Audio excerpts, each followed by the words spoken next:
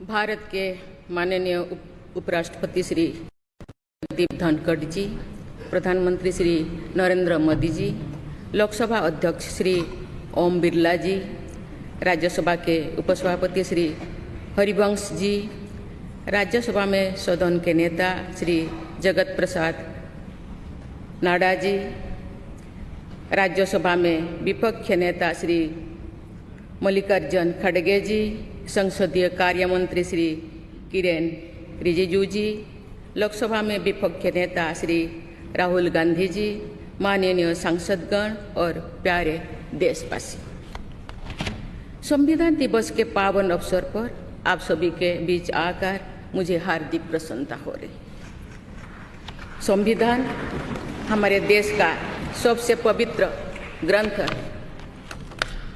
आज हम सब एक ऐतिहासिक अवसर के भागीदार भी बन गए हैं और साक्षी भी। 75 वर्ष पहले संविधान सदन के इसी केंद्रीय कक्ष में आज ही के दिन संविधान सभा ने नवस्वाधीन देश के लिए संविधान निर्माण का बहुत बड़ा कार्य संपन्न किया था। उस दिन संविधान सभा के माध्यम से हम भारत के लोगों ने इस संविधान को अपनाया, अधिनियमित किया और आत्मार्पित किया था। हमारे संविधान हमारे लोकतांत्रिक गणतंत्र की सुदृढ़ आधारशिला है। हमारा संविधान हमारे सामूहिक और व्यक्तिगत स्वाभिमान को सुनिश्चित करता है। आज कृतज्ञ राष्ट्र की ओर से मैं संविधान सभा के सदस्यों और कर्मियों को श्रद्धांजलि अर्पित करती हूँ। ये देश का सौभाग्य है कि संविधान सभा के अध्यक्ष डॉक्टर राजेंद्र प्रसाद ने तथा प्रारूप समिति के अध्यक्ष डॉक्टर बाबा साहेब अम्बेडकर ने संविधान निर्माण की यात्रा का मार्गदर्शन किया। बाबा साहेब अम्बेडकर ने प्रगतिशील और समावेशी सोच की छाप हमारे संविधान पर अंकित किया है। संविधान सभा में बाबा साहेब के ऐतिहासिक संबंधों से ये तथ्य स्पष्ट होता है कि भारत लोकतंत्र की जननी है। अपने लोकतंत्र पर गौरव की इसी भावना के साथ आज हम सब इस विशेष अवसर पर एकत्र हुए। ये अवसर संविधान सभा की 15 महिला सदस्यों के योगदान को स्मरण करने का भी है। हमें उन अधिकारियों के अमूल्य योगदान को भी याद रखना चाहिए जिन्होंने नेपथ्य में रहकर काम किया। उनकी कार्यनिष्ठा ने संविधान निर्माण की प्रक्रिया को सुचारू रूप से आगे बढ़ाया। उनमें प्रमुख भूमिका श्री BN राव की थी, जो संविधान सभा के संवैधानिक सलाहकार थे। मैं संविधान सभा के सचिव श्री HBR अंगगर, संयुक्त सचिव श्री SN मुखर्जी और उप सचिव श्री जुगल किशोर खन्ना को भी उल्लेख करना चाहूँगी। माननीय सांसदगण, स्वतंत्रता के 75 वर्ष पूर्ण होने पर मैं सभी देशवासियों ने आज़ादी का अमृत महोत्सव मनाया। आगामी 26 जनवरी को हम अपने गणतंत्र की 75वें वर्षगांठ मनाएंगे। इस तरह के समारोह हमें अब तक की यात्रा का अवलोकन करने और आगे की यात्रा की बेहतर योजना बनाने के अवसर प्रदान करते हैं। ऐसे समारोह हमारी एकता को मजबूत बताने की तथा ये दर्शाते हैं कि राष्ट्रीय लक्ष्यों को प्राप्त करने के प्रयासों में हम सब एक साथ हैं। हमारे स्वाधीनता संग्राम के दौरान अनेक महान विभूतियों ने हमारे राष्ट्रीय आदर्शों को रेखांकित किया था। हमारी संविधान सभा में हमारे देश की विविधता को अभिव्यक्ति मिली थी। संविधान सभा में सभी प्रांतों और क्षेत्र के प्रतिनिधियों की उपस्थिति से अखिल भारतीय चेतना को शोर मिला था। संविधान सभा के वाद विवाद तथा सदस्यों के संबोधनों में हमें संविधान निर्माण की प्रक्रिया के साथ साथ अपने देश के बारे में गहरी जानकारी प्राप्त होती है। आज जिन पुस्तकों का विमोचन किया गया तथा जो शॉर्ट फिल्म्स दिखाई गई उनमें लोगों को हमारे संविधान निर्माण के गौरवशाली इतिहास का परिचय प्राप्त होगा। एक अर्थ में भारत का संविधान कुछ महानतम मेधावी लोगों द्वारा लगभग 3 वर्षों के विचार विमर्श का परिणाम था, लेकिन सही अर्थ में ये हमारे लंबे स्वाधीनता संग्राम का परिणाम था। उस अतुलनीय राष्ट्रीय आंदोलन के आदर्शों को संविधान में अत्यंत महत्वपूर्ण स्थान दिया गया। उन आदर्शों को सुस्पष्ट और संक्षिप्त रूप से संविधान की प्रस्तावना में व्यक्त किया गया है। ये आदर्श है न्याय, स्वतंत्रता, समता और बंधुता। ये आदर्श सदियों से भारत को परिभाषित करते हैं। संविधान की प्रस्तावना में उल्लिखित आदर्श एक दूसरे के पूरक है। समग्र रूप से ये सभी आदर्श ऐसा वातावरण उपलब्ध कराते हैं जिसमें हम नागरिक को फूलते फलते समाज में योगदान देने तथा साथी नागरिकों की मदद करने का अवसर मिलता है। माननीय संसदगण, संविधान की भावना के अनुसार कार्यपालिका, विधायिका और न्यायपालिका का ये दायित्व है कि वे सामान्य लोगों के जीवन को सुगम बनाने के लिए मिलजुल कर काम करें। संसद द्वारा पारित किए गए अनेक अधिनियमों से जौन आकांक्षाओं को अभिव्यक्ति मिली है। देश के आर्थिक एकीकरण के लिए स्वतंत्रता के बाद का सबसे बड़ा टैक्स सुधार गुड्स एंड सर्विसेज टैक्स को के रूप में किया गया है।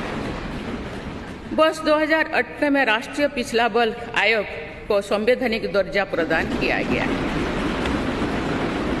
वुमेन लेड डेवलपमेंट की सोच को यथार्थ रूप देना सामाजिक न्याय के संवैधानिक आदर्शों को प्राप्त करने के लिए अनिवार्य है।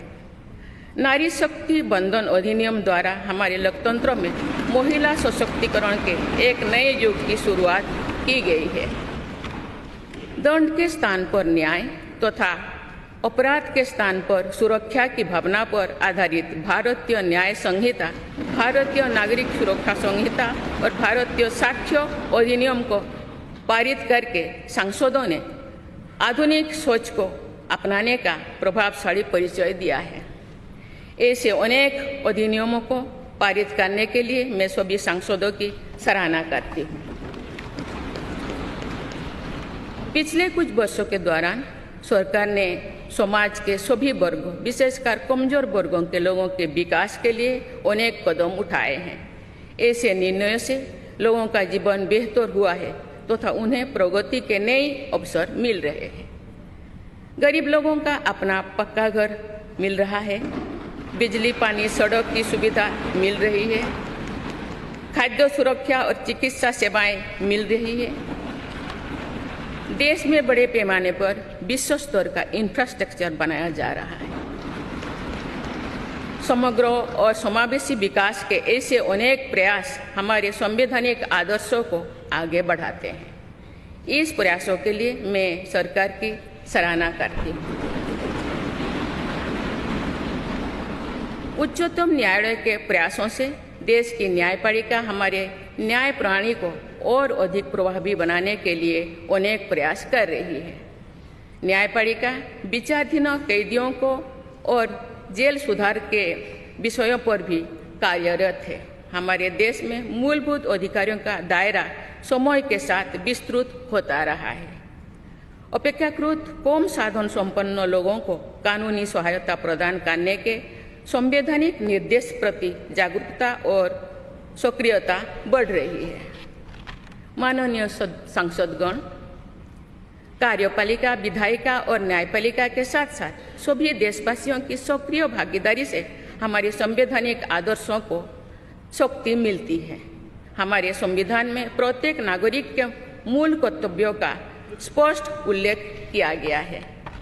भारत की एकता और अखंडता की रक्षा करना, समाज में समृद्धता की भावना का निर्माण करना, महिलाओं के सम्मान को सुनिश्चित करना, पर्यावरण की रक्षा करना, वैज्ञानिक दृष्टिकोण को अपनाना, सार्वजनिक संपत्ति की सुरक्षा करना तथा राष्ट्र को उपलब्धियों की नई ऊंचाई तक ले जाना नागरिकों के मूल कर्तव्यों में शामिल है।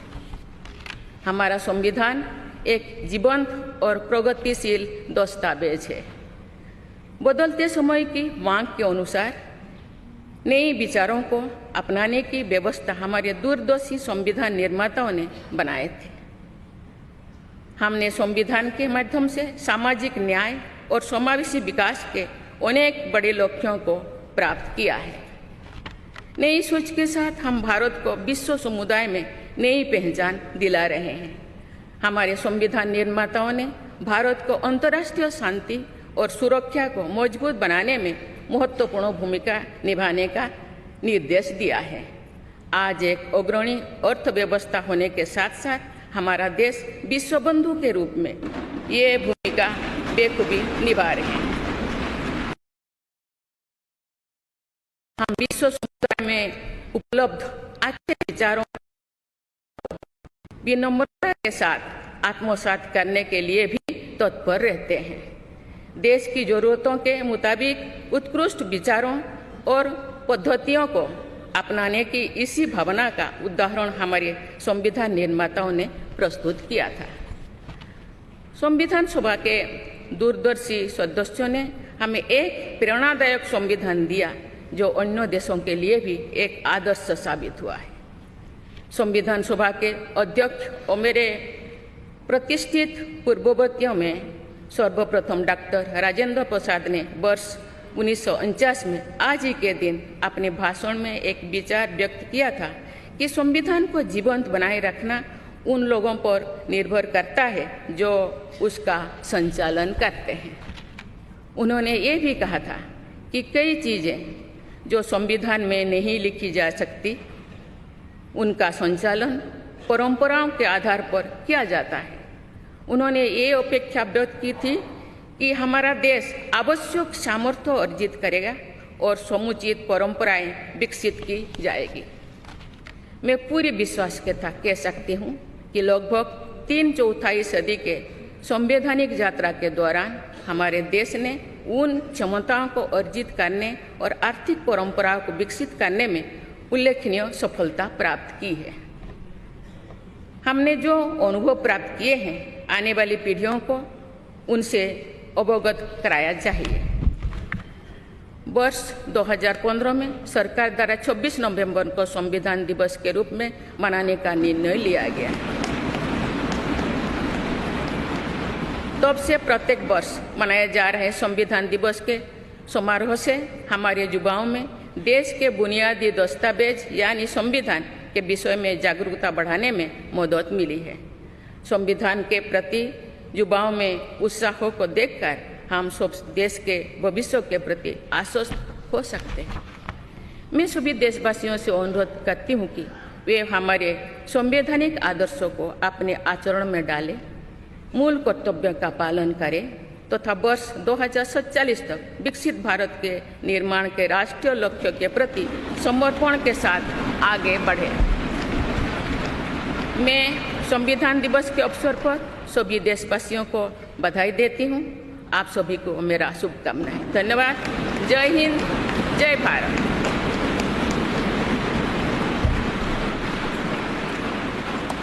माननीय राष्ट्रपति जी, बहुत बहुत धन्यवाद।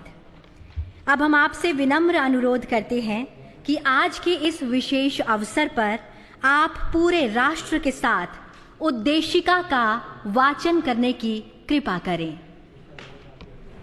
आप सभी से भी सादर अनुरोध।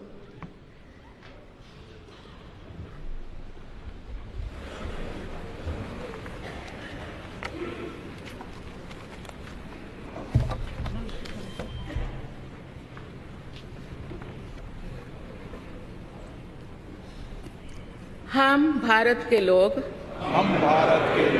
भारत को एक संपूर्ण प्रभुत्व संपन्न समाजवादी पंथ निरीक्षण लोकतांत्रिक गणराज्य बनाने के लिए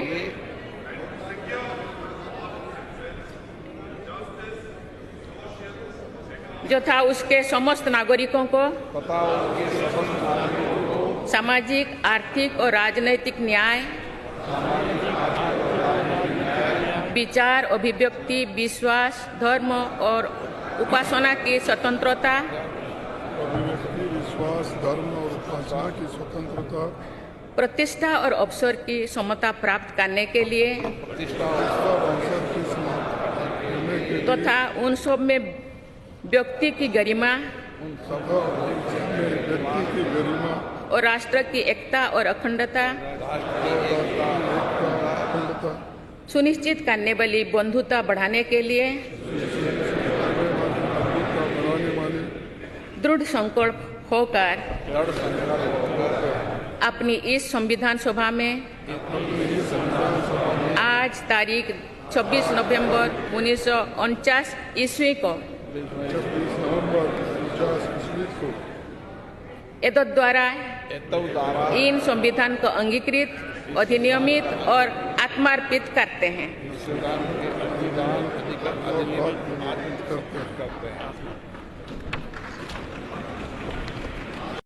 और अब राष्ट्रगान।